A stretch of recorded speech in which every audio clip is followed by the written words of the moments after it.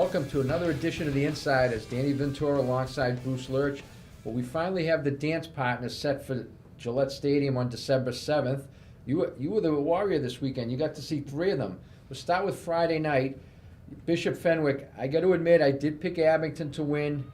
And I was just surprised with how easily they handled Abington. It was a tough night for Abington, to say the least. I mean, 4 turnovers in the first half. And granted, one of them was right at the end of the half, but still.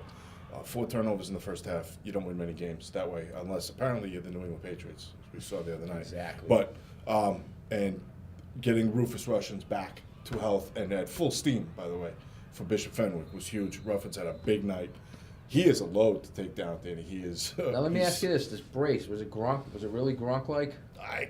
He was too busy running through people. I mean, he had about 4 or 5 bodies on him every single time he carried the ball, and he's dragging them down the field. So it was hard to see anything other than watching him, and you just kind of marvel at it.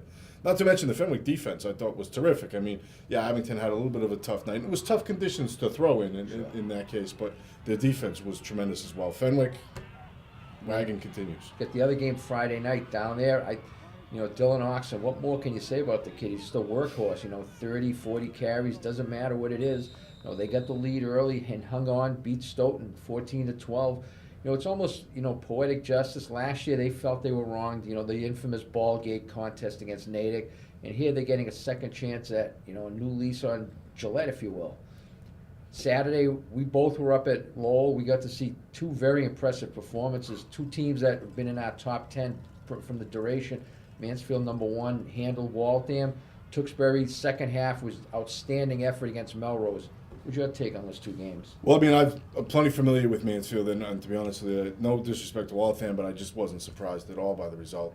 And you got to see what Mansfield, with their arsenal of weapons, can do. But this was my first time to get eyes on Tewksbury. And, I mean, I could throw a dartboard at the roster for Tewksbury and find somebody that I want to spend 10 minutes talking about. They were just a tremendous team. Obviously James Sullivan is the key, had some big runs out of the backfield. I really came away impressed with Kevin Dick, 6'3" wide receiver, defensive back, had a beautiful touchdown on it. Basically, it was a screen pass in midfield, and I didn't realize he had that kind of speed. He sprinted past everybody to get downfield. And what I thought was a game-changing interception, right on the doorstep of the end zone. So a 13-7 game with Melrose. Melrose still very much alive, right. And Dick makes a huge interception right at the doorstep of the end zone. From that point on, Tewksbury scored the next 21 points. Yeah, I agree. You get a team like that. Once they get a chance, they put the hammer down. And as we've seen, there's a reason they're undefeated. We saw why.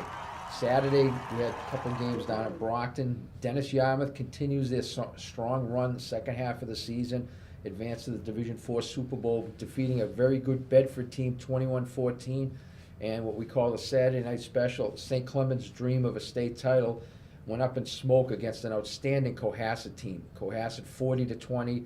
Your lacrosse boy Cole Kissick. I mean, what more can you say about him?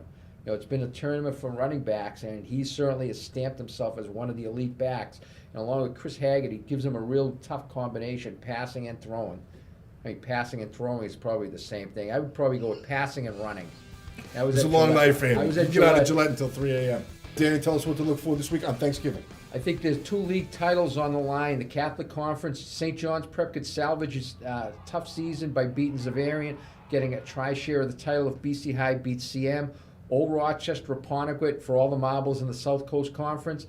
And Troy Flutie 5 touchdowns away from breaking Jonathan DiBiaso's single-season record. Natick hosting Framingham. That's going to do it for us, the High School Insiders. Check us out on Herald Radio. Look for all the great coverage of Thanksgiving in the Boston Herald this week.